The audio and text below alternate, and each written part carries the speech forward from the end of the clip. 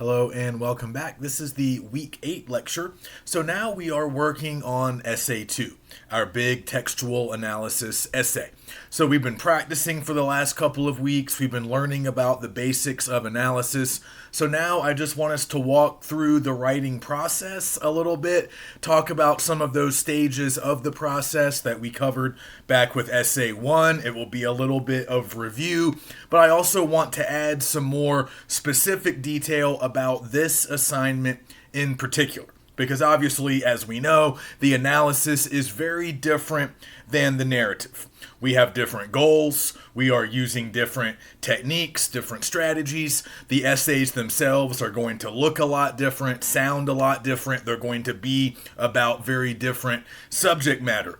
So we have to approach a little bit of the process in some new ways. We're still following the same steps, same basic procedure, and we also have a 4-step analysis procedure that we want to stick with. But of course, we are going to be thinking about things and maybe doing things slightly different on this paper than we did on the narrative. But I still want us to stick with the writing process. I want us to start with pre-writing, generate some ideas. Ultimately, we want to be outlining. We want to be coming up with a writing schedule. We should be doing that stuff early in the week. And then maybe around the middle of the week or by the end of the work week, you should have a completed rough draft. So that would be the drafting stage. And then you want to leave yourself some time over the weekend to revise and edit that draft so you can turn it into a final draft. And that is, of course, what you will be submitting. So we'll go through some of those steps again, but I also just want to talk a little bit about the assignment. So one key thing to note here about essay 2 is that you need to do some reading before you can start working on the essay. So if you go into the week 8 module, you can read the instructions to essay 2. You'll also notice that I've posted 4 new texts. These have not previously been assigned or discussed. They are not on our reading schedule.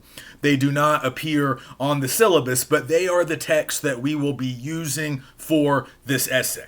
All right, so the first thing you need to do before you write anything, take a look at those 4 texts because I want everybody to pick one to write about. That will be the text that you are analyzing.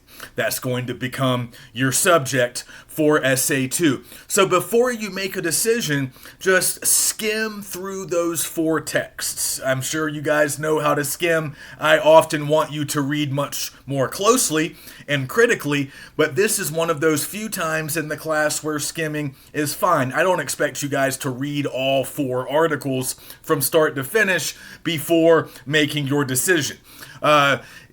But look through them. Get a feel for them. You might not want to read all of them before choosing, but at least get an idea for what each one sounds like, for what each one is about, just so you can make a more informed decision. And if you want to do some Googling, if you want to find out anything more about any of these texts or about any of these authors, you're welcome to do some quick Google searches. Several of these authors are pretty well known. You can find information about them if that helps you choose. But you can also just notice what these texts are, like what kinds of texts they are, what genres they belong to, and that might also help you decide. So let me just run through these quickly. Not going to talk about them at length because I want you guys to experience the texts for yourselves. But the first one is a work of fiction. So text number 1, that is a short story. That is a fictional narrative, very similar to what many of us wrote for essay 1. It's not exactly contemporary, I mean more or less, but probably not to our minds. It came out in the 1980s, so it is rather old for us at least, and it's set in an even earlier time period. It's really set more like in the late 60s, maybe 1970s. So you have to learn a little bit about the historical time period, but the story is a pretty easy read. It's a pretty popular text written by a pretty popular American fiction writer. So T.C. Boyle has written novels, short stories, pretty well known. He's older now, but he was pretty acclaimed in decades past. So that's your first choice. Your second choice is a work of creative nonfiction by David Foster Wallace, who was also pretty famous in his time. He's no longer with us, but he wrote novels. He also wrote a lot of nonfiction. And this particular piece that I've provided is about tennis. About sort of one particular tennis player that you'll need to Google or learn a little bit more about if you haven't heard of him. But don't be turned off just because you're not a sports fan or if you're not really a big tennis fan. It doesn't matter. Wallace is making some larger points. I mean, it might help if you like sports or if you like tennis, because he is talking about tennis, of course. But he's making some larger points about sports, about sort of the role sports play in our culture, some of the reasons we enjoy watching. He's tapping into some bigger ideas. It's not strictly about, the ins and outs of tennis, although at least a passing knowledge of tennis would probably help. So that's a consideration for any of us who like sports, but this is an example. Again, it's nonfiction, but we call it creative nonfiction often because it's incorporating a lot of elements that we would expect to find in fiction. So just the way Wallace writes to many people is kind of literary. He does use a lot of imagery, a lot of figurative language, symbolism. He is concocting a narrative. So in many ways, it might remind us of fiction. It might sound a little bit like fiction, but you can tell once you start looking at it, he's not making this stuff up. I mean, Roger Federer and Andre Agassi are real people. Tennis is real. These people are really playing it, and he's really watching it. And Wallace also was a competitive tennis player as a kid growing up in Illinois, I think is where he's from. So he knows a good bit about the sport, but he's also kind of taking a more expansive view.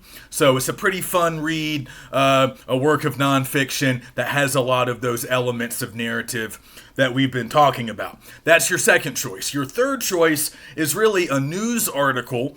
It's not journalism in the sense of like breaking news, hurricane hitting the coast or, some big recent event. It's what we often call long form journalism. It's a little bit of a longer news article, and it's not so much about breaking news. It could also be called sort of cultural criticism or cultural commentary. It's sort of a discussion, an argument about a cultural trend, something that's going on right now in our pop culture, pertaining to popular music in this case, but similar articles could be written about maybe stuff going on with social media or movies or, whatever people are streaming, So this will often be a little bit different from maybe a newspaper article that's specifically reporting on a recent event.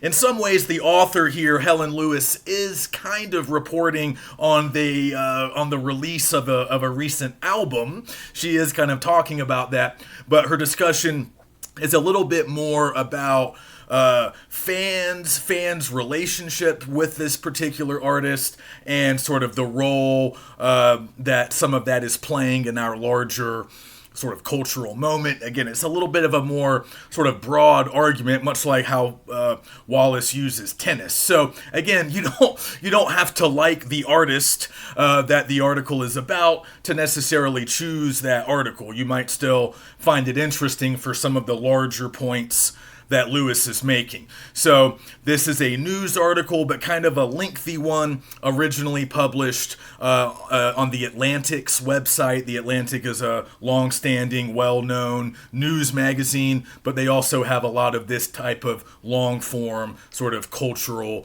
commentary style journalism. So that's your third choice.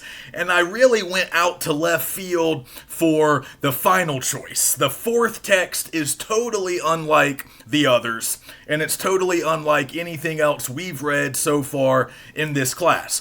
I started thinking, I like short stories. I like creative nonfiction. I like long form journalism. But I started thinking a lot of the students maybe don't like those forms. They might want a different type of text. Something that's not really a traditional narrative, something that's not necessarily creative, something that you might not expect to see in an English class. A lot of us might be more math or science inclined, business inclined. We might be interested in other kinds of texts, other kinds of writing. So I wanted to post something that sort of represents what we might think of as like workplace writing or technical communication. It's a business document. It's really a business report. The fourth text, text 4. It is a business report. To be more specific, we could call it a project report. To me, it's a bit dry, not the most entertaining read, but for some of us, it could be interesting. And if you want to really look at quantifiable elements in your analysis, if you want to do that quantitative style of analysis that we were talking about before, this article might be up your alley because there's a lot of quantifiable stuff you can find in here. There's a lot of sort of numerical data that the authors of the report are collecting, but as a reader, you can also identify some of that stuff, talk about some of that stuff as you find it, as you see it and interpret it. So then the title is rather long, but you can see it's a report on the effects of stress on business employees. So it's a report, it's sort of a research report. The authors, in this case, are college students at Southwestern Texas State. And this was a class project. I found it online. So in this case, the authors are not famous. They are not well known. They are not, they have not published other works. So you can look up Boyle, you can look up David Foster Wallace, and you can look up Helen Lewis. She's a staff writer for The Atlantic. She's written a lot of articles over the years. You can look them up, read other stuff by them, learn a little bit about them as people if you want to. You don't have to, but they are out there. They are searchable. The college students who wrote the business report, you won't be able to find much about them outside of, I don't know, maybe like a social media account. They're not really published authors. So you can't learn much about them, but you can see their names. And I'm telling you that this was a project or a report that they had to do for a college class. You can see the name of the professor. That's their professor. I can't remember his name offhand, but it's Dr. whatever. He's not the author. The author are the students. They are writing it for him because it's his class. But really, we'll credit those 4 students as the authors. Okay, so that's just a very different kind of text, and it's not the type of text that we normally read in English class, but it is worth thinking about, especially if you think you're going to end up in that type of, business environment, or really any kind of workplace writing is useful to think about and consider even in 101, because you guys know you're not often going to write essays in a lot of workplaces. What you will write would be, emails, memos, and certainly in business or in scientific fields, you'll be writing reports. Reports are very common workplace documents, workplace texts, and they have very pragmatic purposes and goals that they're trying to accomplish, and they're doing real things. People read them and act on them. So we're not covering a lot of those kinds of workplace writing or workplace texts in this class, but I wanted to at least give you one example because you can analyze it. There's a lot of interesting data in there that you can analyze and think more about. So those are your 4 choices. Like I said, read through them quickly, browse, skim, maybe read the first paragraph or 2 of each one, do a little bit of Googling, and then make your decision based on which one seems the most interesting to you. You'll notice that they are all roughly the same length. That was very much intentional. I didn't want to give anybody a super short text because that would often be the one that is chosen. So these are all pretty similar in length that will take you roughly the same amount of time to read any of them. So length should not factor in to the decision. It should just be based on what you're interested in and what you think will give you the best chance to create an interesting, original interpretation. So play to your strengths. You know what kinds of texts you're most comfortable with. You know what you're going to have the most to say about. So let that guide you, because ultimately we are providing our own interpretations of these texts. That is our goal. That's always the goal with analysis. So I just wanted to do a quick review, go back to what we talked about a couple of weeks ago with our sort of 4-step analysis process. So we'll talk about the larger writing process in a moment, but first let's just talk about our 4-step analysis procedure that I outlined 2 weeks ago. I don't think I went back over it last week, or maybe I did, but briefly. I want to make sure we're doing it this week. So I want to go back through it. Again, we need to follow all 4 of these steps, beginning with step 1, descriptive. So at the descriptive stage, you are reading and describing the text that you're going to analyze. So that's where we start. Once you've selected your text, you obviously need to read it.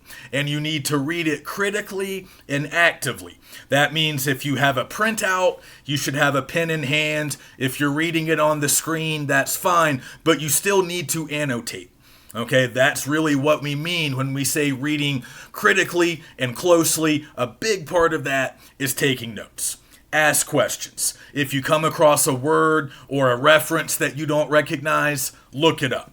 Try to also underline some of the most important ideas, some of the most important words or sentences, stuff that's jumping out at you.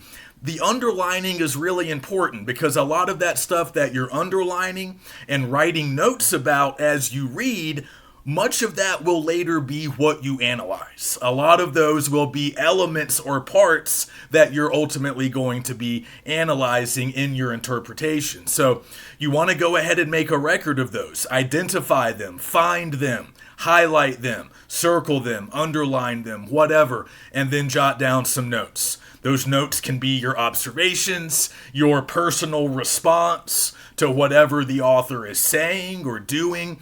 Again, if you have questions, if there's something the author is doing that you don't quite understand, you can jot down the question, try to figure it out. Again, write down definitions if you're looking up words. If you don't know who a certain person is, Google that name and then jot down a brief explanation. You're just helping yourself and you're creating that written record as you read. So read, underline, take notes. Once you are finished reading, and of course you have to read the whole thing. Once you're finished, try to jot down a brief summary underneath the rest of your notes. I know we don't really want to do this. Once we've finished reading, we would like to put the text down and walk away, but the summary is really the last part of your notes. And you can keep it brief. It doesn't have to be a comprehensive summary. Just try to write down a couple of sentences that provide a very broad overview of what the text is about. Do not trust your memory. You're not going to remember all the important stuff, even for just a few days. We're only working with these texts for a week, but even that's a pretty long time to remember everything that you read.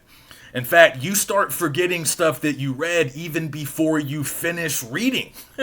By the time you get to the end of the text, you've already forgotten stuff that happened at the beginning. So that's why the annotations are important. And then when you finish reading, while it's still fresh in your mind, you need to jot down that summary before you go off and do anything else. It can be written, very roughly, abbreviated, shorthand.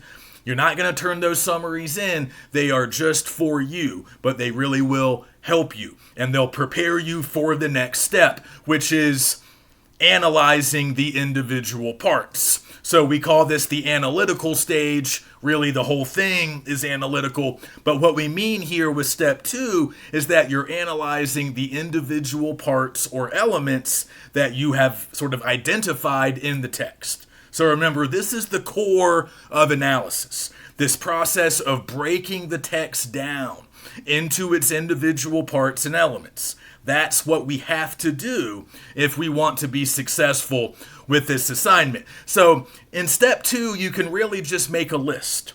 What are the individual parts and elements that you're going to be exploring and interpreting in your essay?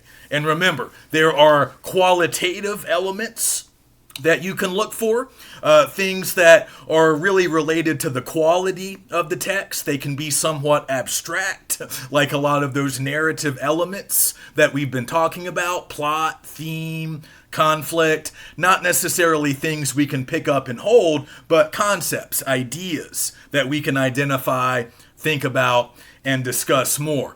So remember all the different qualitative elements that are available to you. All of the elements of narrative that we discussed in Unit 1, individual word choice, individual sentence structure, some of the topics or subject matters discussed in the text. Remember what I was saying with the Ellison essay, Living with Music. If you got interested in jazz or one of the specific musicians that Ellison discusses in the piece, you could do a little bit more on that figure or that song or that musical genre. That could be a part of the whole that you're investigating.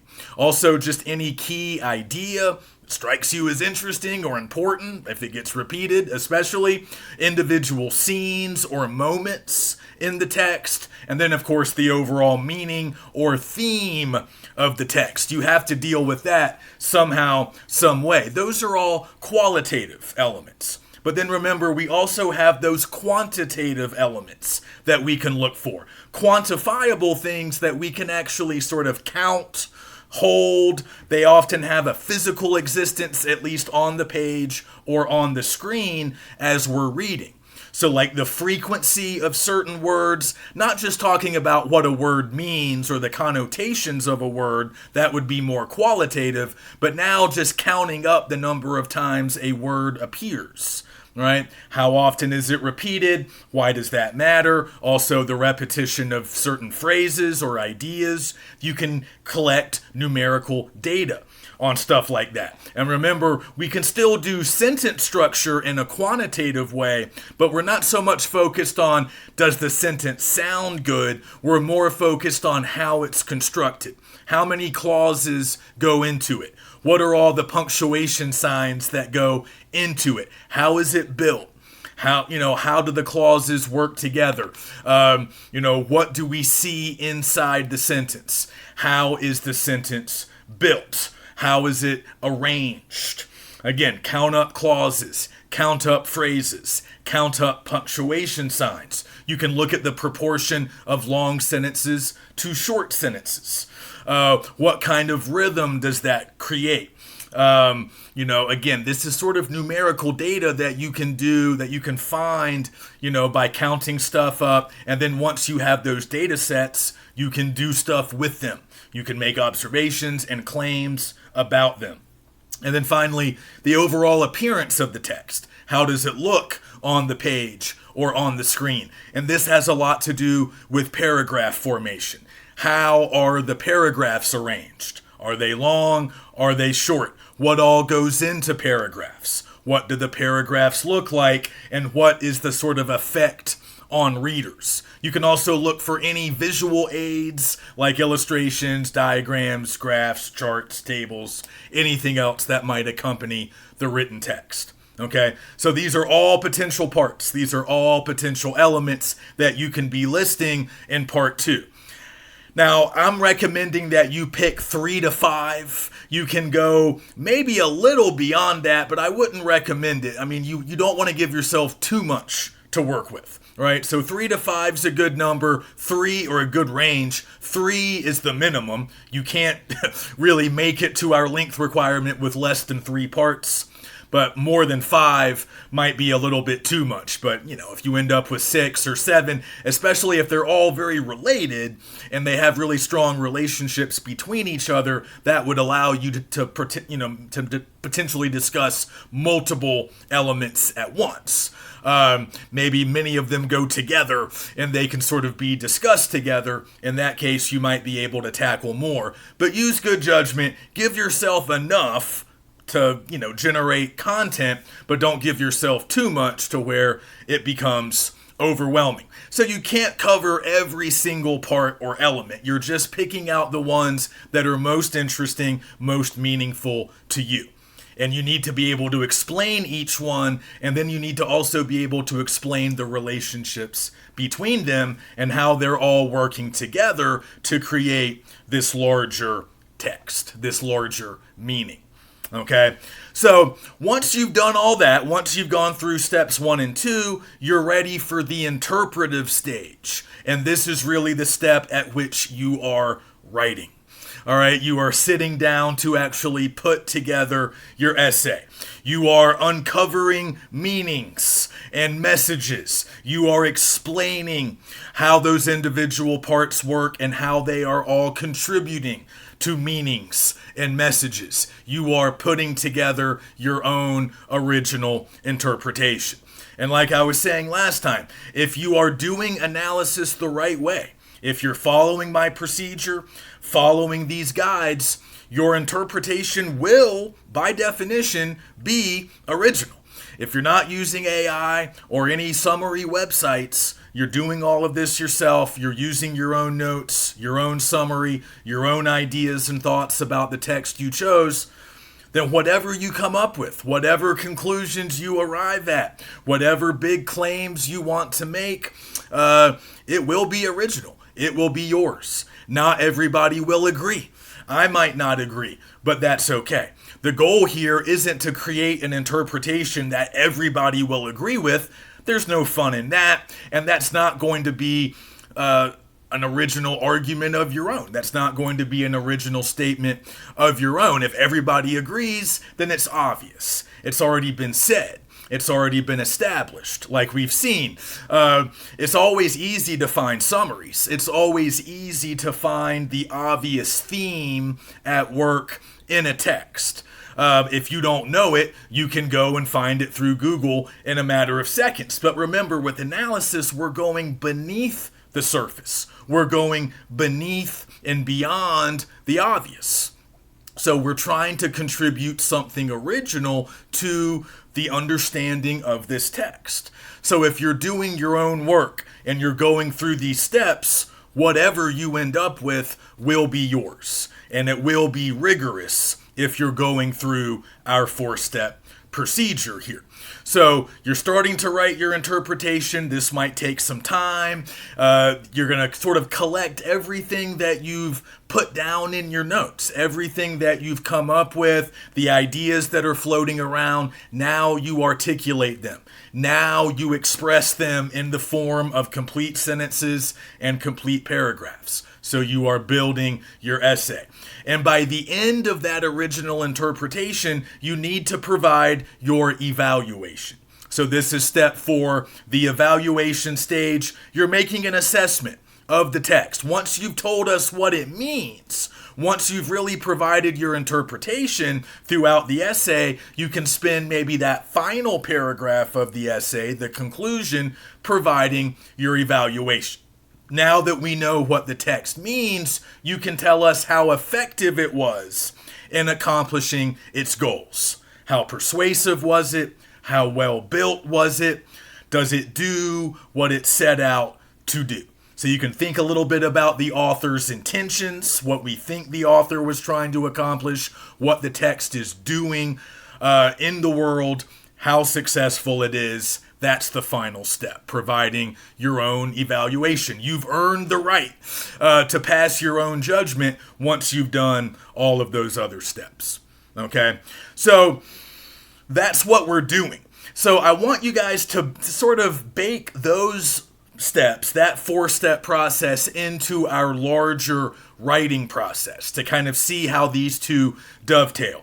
So again, you're starting by reading the text, annotating, and summarizing. Once you've done all that and you move on to the analytical stage, stage 2, that's really when you're pre-writing, right? When you make that list of individual parts, you're generating ideas, you're getting stuff down on paper. You're not writing the essay yet, right? This is pre-writing. This is before you're actually composing your draft. Instead, you're just getting started with notes, with a brainstorming session, maybe a free writing session. Again, listing is always a good way to brainstorm and generate ideas. Just make a list, in this case, a list of those individual parts and elements. It can look however you want it to look. And as we know, the final two things you need to do when pre-writing will always be to outline and then to make a writing schedule. Look ahead to the rest of the week. Once you have an idea of what you're doing, you have some direction. Maybe you already have that outline, but you haven't started actually writing the paper yet. You need to look ahead and start planning. When do you have free time? What days can you devote to the work? Maybe an hour here, couple of hours on another day, couple of hours on a third day. You have to figure it out based on your own work schedules, academic schedules, whatever. But find some time for drafting. You know that's going to be the biggest block of time when you sit down to actually put together a complete draft. That's the drafting stage. You're not there yet, but you have to plan for it. So when do you have the most free time? That's your drafting day. And then leave yourself a little bit more time later in the week, maybe at the very end of the week, when you can revise and edit. That's post-writing. That's everything you do after you've completed the draft. Okay, so you need to outline, make the writing schedule, and then you might be done with pre-writing. It would be great if you're kind of wrapping that up by, say, Tuesday or maybe Wednesday of this week, and you move into the interpretive stage. That's the drafting stage, right? That means you're actually putting together your essay, your writing. This takes different people different amounts of time. Your main goal when drafting, no matter what the assignment is, your main goal when you're drafting is completion. You always want to strive for completion. Don't get too hung up on individual sentences and maybe some mistakes. That's for post-writing. You'll have time later, if you're on the right schedule, you'll have time later to clean up those mistakes. That's what post-writing is all about. Drafting is really more about getting all of your ideas articulated, getting all of your content on the page in the form of complete sentences and complete paragraphs. Just finishing the work. Get it all written. Get it all on your page, even if it doesn't all sound great yet. Even if there's still mistakes, there's still some things you need to polish. If you're leaving yourself enough time for post-writing, you can come back and do a lot of that a little bit later. So once you have interpreted and evaluated and you have a complete draft, remember, it's a rough draft. That first complete draft that you write for any essay, it's always a rough draft. It's not ready to be turned in yet. Believe me, I have just finished grading a bunch of essay ones. I'm seeing that a lot of people are not editing their work. And it's common with a lot of freshmen writing, as soon as the student is finished writing, okay, I've met the length requirement, I'm at the end of page 3, I think I've checked all the boxes, I have everything I need, I'm tired, I'm done, I want to submit. I understand that temptation, but you have to remember that rough draft is not ready. The content might be good. You might have all of your ideas there. It makes a lot of sense. It's very thought-provoking. It's a very original interpretation. Great. But there will be mistakes. There will be typos. There will be missing punctuation. There might be some formatting issues. There's going to be some stuff that will be very easy to fix. Obvious mistakes that you can correct in a matter of seconds. And then in some other cases, you might come across some awkward or unclear sentences. there's not maybe anything truly wrong with the sentence. It's not a fragment, it's not a run-on, there's not an actual error occurring, but you just don't really like how the sentence sounds maybe. It's not clear, it's indirect, maybe it gives the wrong impression, maybe it doesn't really connect to the previous sentence, or it doesn't really connect to the sentence that comes after it. See, that's more revising. We talked about revising and editing as the two steps of post-writing. So again, this is what you do after you have that finished draft. This might be Sunday. This might be Sunday night. But as long as you have about an hour at your disposal, you can do some good post-writing. But the first step is to read through your draft. Just proofread. And you're going to notice mistakes. You're going to notice some stuff that just sounds weird, right? Make a note. Maybe do some more annotating. Make some notes on the draft or maybe on a separate sheet of paper. You can start correcting stuff that you can immediately see needs to be corrected. But then when you come across some other things like unclear sentences or maybe moments in the text where you need a little bit more detail or you need a better transition before the next idea, you can also address some of that stuff. So revising is more about making general improvements to the writing. And that could mean a lot of things. You can do sentence level revision. That's working on those unclear sentences, the sentences that just sound funky. Again, there might not be anything technically wrong with them. In some cases, there will be. But in other cases, they just don't sound quite the way you want them to sound. You can fix those. That's more revision. It's not like you're so much correcting an error, you're just making an improvement. You can also do paragraph level revision. You can decide that certain paragraphs aren't really working. Maybe some paragraphs are too short. They're not really doing much. Maybe other paragraphs are simply too long. There's good content in there, but they're overstuffed. There's too much going on. The easy fix there is to just break that long paragraph. Find a logical place for a paragraph break, and boom, now you have 2 paragraphs. And that's going to be easier for the audience to read. So you can do some paragraph level revision as well, and just, make these general improvements. And then go back through the paper again. Because as you're revising, you can also do some editing. You're going to notice some mistakes, and if they're easy to fix, you can just go ahead and fix them. But if you're a little bit more focused on revising sentences and paragraphs, you're not going to catch all of the mistakes. So once you feel pretty good about your sentences, your paragraphs, you think everything sounds and looks pretty good, do a final round of proofreading. And again, this goes against our nature. We don't want to, but you need to. You need to do a final round where you are simply looking for mistakes. You're not really thinking about content anymore. You're not getting hung up on, does this sentence sound good? Do I need to add anything to this paragraph? No, you've already done that. That's revision. You've already done that. Now you are just looking for errors. Punctuation errors, capitalization errors, typos, you accidentally hit the wrong key, you have some extra space, there's something wrong with your heading or your page numbers, or there's a weird line break that you didn't notice before. You have to do at least one round of editing if you really want to maximize your potential on these papers. Because no matter how good of a writer you are, no matter how good no matter how good your ideas are, you're going to make mistakes. You're going to have sentence level errors in your paper. You might not have a ton. The number will vary. Some people might just have a few. Other people are going to have a lot. Some people might have somewhere in between. But you need to eliminate as many of those as possible.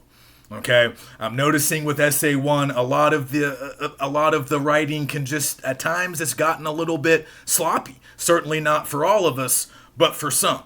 Not capitalizing the first letter of the first word of a sentence, leaving out periods, not using apostrophes, easy stuff that you'll immediately see if you're taking the time to proofread your draft. So there's always going to be missing punctuation, typos, and also you can usually eliminate the formatting mistakes pretty quickly. If you have extra spaces between paragraphs, that's an easy fix. If you're, missing something like page numbers, that's an easy fix. Most of us are pretty savvy when it comes to all of that stuff. But I do want to finish today just by talking a little bit more about sentence structure, something that we discussed when we were working on Essay 1. So this was kind of part of our editing workshop. We were sort of talking about ways to eliminate some common errors, some common mistakes that I see in freshman writing. And I mentioned the sentence fragment and also the run-on sentence as two very common mistakes that we can often eliminate or avoid just by paying a little bit more attention to our individual sentences. How are we constructing our sentences? And again, you can catch some problems here when you're revising and editing, but I want us to think more about our individual sentences. I want us to be a little bit more deliberate, a little bit more thoughtful when we're making these sentences. Like I said a few weeks ago, sentences are not random occurrences.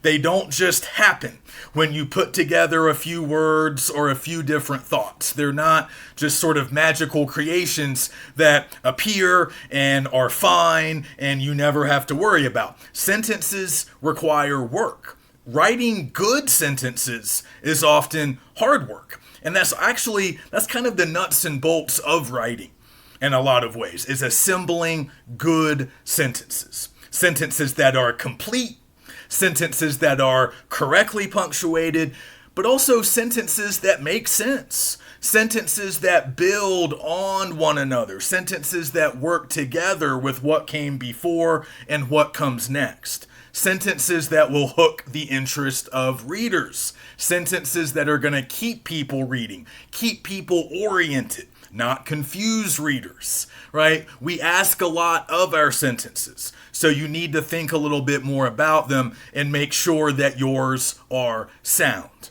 that they make sense, that they read well, that they are correct and clear and working well within the larger framework of your essay. So last time we were just talking about some tips on how to build certain kinds of sentences, and we were talking about how we like compound sentences. We like complex sentences because we are complex thinkers. We're not small children. So we have complex ideas, and those are often reflected in our sentence structure. So we're often going to write sentences that have multiple ideas in them. Not just a single thought, not just a single action, maybe not even just a single person.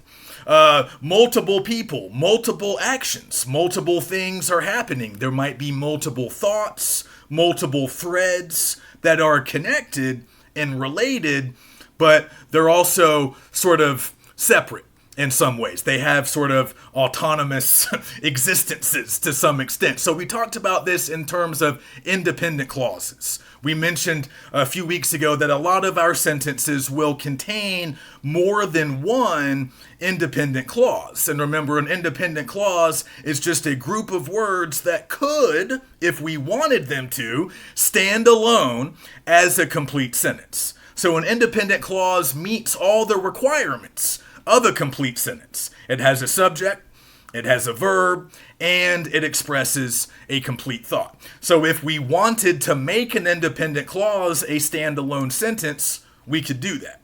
But we don't always like to do that because that often results in a lot of short, relatively choppy sentences. So to create better flow, to better approximate how thoughts and ideas really work, we often write longer sentences that contain 2, maybe 3 independent clauses. And that's fine. But we just have to remember that there are some rules when it comes to linking together those independent clauses. Because they are independent, or they could be, they have to be joined together using some punctuation and often conjunctions. Because again, these are separate thoughts. They could stand alone as sentences. So we can't just jam them all together with no punctuation, no pause, no explanation, no logical linkage. That becomes hard for readers to understand. So like I said a few weeks ago, if you have two independent clauses and you want to join them together in the same sentence, the easiest way to do it is to use a comma followed by one of our most common coordinating conjunctions. And I gave you guys the old acronym FANBOYS to remind you of the 7 most common coordinating conjunctions: for, and, nor, but, or, yet, and so. These are very great words. These are versatile words because they can help to join together our independent clauses. They are coordinating, bringing together, making these different clauses make sense together. Right? They're very simple words, but they can do a lot of good work. And typically we want a comma followed by one of those conjunctions when we are joining together two independent clauses. But remember, a semicolon is stronger than a comma. So a comma alone is not strong enough to join those two independent clauses. That's why it needs the help of the conjunction. But a semicolon is stronger. It can do more work by itself. So a semicolon is capable of joining together two independent clauses in the same sentence. You could also make them two separate sentences if you're not sure of what else to do. You have options. We also mentioned conjunctive adverbs like however, therefore, moreover. If you're going to use words like those to connect two independent clauses, a word like however, you need a semicolon before it and a comma after it, if that's what you're doing, if that word is joining together two independent clauses in the same sentence. So I know we don't always love to think about clauses and phrases and different punctuation rules. It can be overwhelming. And if we never really got comfortable with this stuff in the lower levels of school, we're probably not really eager to learn a bunch of punctuation and grammar rules now. So I get it. That's why I'm trying to keep these lessons sort of brief, and I'm trying to just give you the highlights. But if you can recognize independent clauses within your sentences, just being able to identify them will help a lot. You're going to be able to make more informed decisions about what kinds of punctuation you use. You can bring in the conjunctions that you need. You might eventually get comfortable using semicolons, but you'll just have some idea of what you need to do. If you can look at a sentence of your own and say, oh yeah, I got like 3 different independent clauses in here, and there's actually no punctuation at all between them. Now you know there's a problem. You don't have to recite the rule to me or pass a grammar quiz. I just want you to fix that sentence, okay? You don't have to be able to explain what you're doing to anybody else, but you should have some idea. Hey, I got all these different clauses. I got to join them together, and often the easiest way to do that is just commas and conjunctions. If you have shorter clauses, dependent clauses that can't stand alone as independent, they couldn't be sentences, right? You can also join them with other parts of sentences using conjunctions, maybe, or just commas in some cases. You can really use common sense in a lot of cases. If you have a short clause that you're trying to join together with a much longer, more complex clause, maybe a comma alone will do it. Also, if you have an introductory clause or an introductory phrase, again, just a group of words that maybe could or couldn't be a sentence alone, but it's not an individual sentence, it's just the beginning of a sentence. If you have a clause or phrase like that, you need a comma after it to connect it to everything that's coming later in the sentence. So I'm seeing a lot of these, so I wanted to give you just a quick example or two, because I am seeing a lot of these mistakes in Essay 1. So an introductory phrase or clause is just a group of words that's sort of setting the stage for the rest of the sentence. These will often be prepositional phrases. They'll often be sort of directional in nature, or they'll be talking about time or physical space. So a lot of these kinds of introductory clauses will start with words like after, or while, or when, if, right? That's a good clue that we're dealing with an introductory clause or a phrase that's starting the sentence, establishing what's going on or what just got done happening as we move on through the sentence. So as an easy example, if they want to win, athletes must exercise and eat healthy food.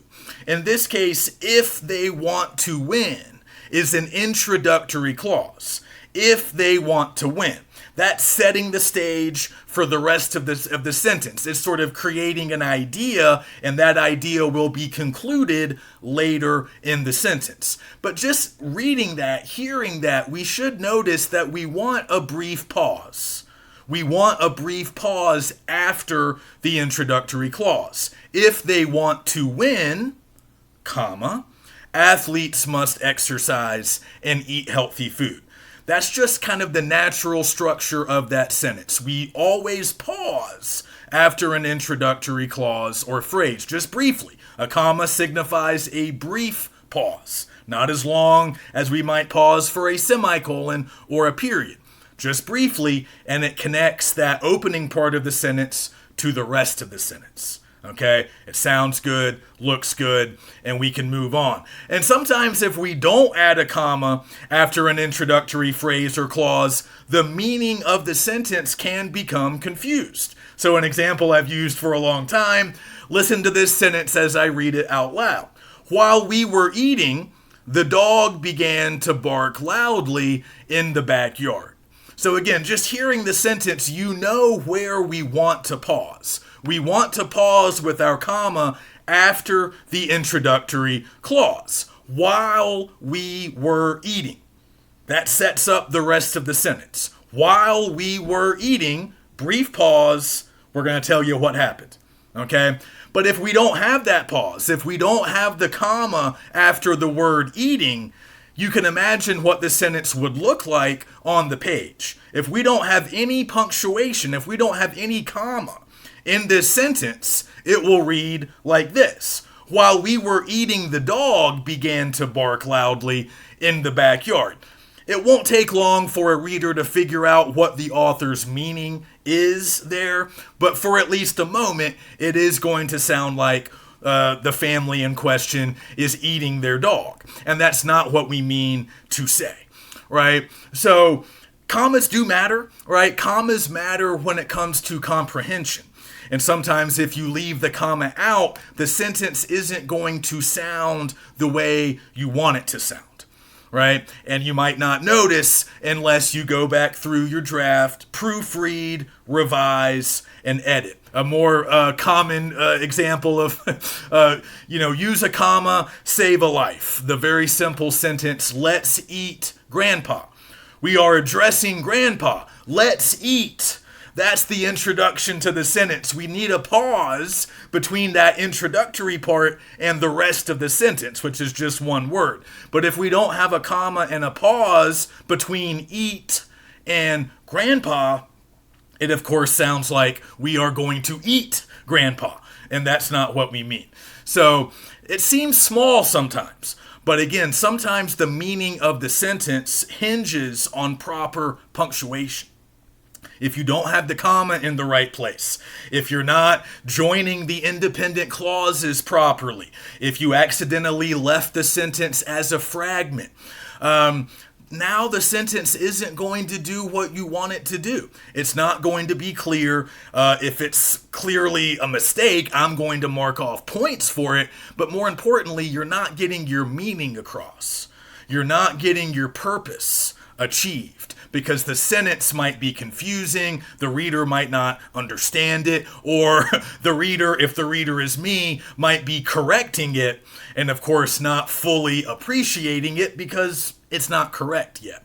It's not constructed in a sound way. And I'll tell you how to fix it, but in the process, I have to dock you points for that mistake. At the college level, our writing needs to be as clean and correct and clear as possible. It's never going to be perfect. We're never going to eliminate every mistake. But if you guys can commit to devoting time to revising and editing, I promise you'll see a change. If you're not happy with your Essay 1 grade, if you lost a lot of points for sentence level mistakes, and trust me, if you did, I told you so. I'm not keeping that a secret from anyone. If that was a problem on Essay 1, editing, giving yourself time to look for mistakes and to fix them, that's going to make a huge difference on Essay 2. Okay, so I think that's enough for our lecture. Please read the instructions to the assignment, okay? Before you do anything else, even before you start reading your text, read exactly what we are doing. This is different than the narrative. I have different requirements. I'm telling you to do different things. Review all of our notes on analysis. Make sure you're comfortable with this stuff. Make sure you know what we're doing. Make sure you understand our 4-step analysis procedure. Make sure you know the difference between qualitative and quantitative elements. You might want to go back and look at your Ellison piece, see what you're doing there, because that was our practice round, and I will grade those discussions before Essay 2 is due, so you'll be able to look to see how you did on the practice round before the real thing. But just get comfortable with analysis. Make sure you know what this is all about, and then you can jump into your chosen text, and then you can do the rest of the steps that I've outlined here. So if you have questions, concerns, problems, email me. And one other thing I'll mention. I didn't bring this up with Essay 1, but I do want to make it available for you guys on all future essays. If you want to send me a rough draft, I'm happy to look at it. I'm happy to provide some feedback, but you need to get it to me by Friday of this week. Okay? Let me get the exact date there. Friday of week 8. That's going to be the 18th by 5 p.m. Okay? If I receive it by then, I will give you some feedback. Don't submit on Canvas. Okay? There's no place to submit a rough draft on Canvas. Not for this assignment. So if you want to send me a rough draft, email it to me, and then I'm happy to look through it. I'll give you some feedback. I'll make some corrections. I'll tell you some things that you need to do to make improvements, and you'll still have the weekend to implement those improvements. Okay, so I offer that service for this essay, for Essay 3, and for Essay 4. I'll look at however many rough drafts y'all want to send me, but I have to have them by 5 p.m. on Friday, the 18th. So good luck. Try to enjoy this. Try to pick a text that you enjoy and try to come up with an interpretation that you're proud of. Not an interpretation that you found online, not an interpretation that AI gave you or that you think I want you to have. Again, I have no preference. I want you guys to do your own work and come to your own conclusions. And take some pride in that because it's hard. It's hard. We're going to do it, and it's going to feel great once you get to the finish line. So email me with questions. Email me your rough drafts if you want feedback, and I'll see you next week.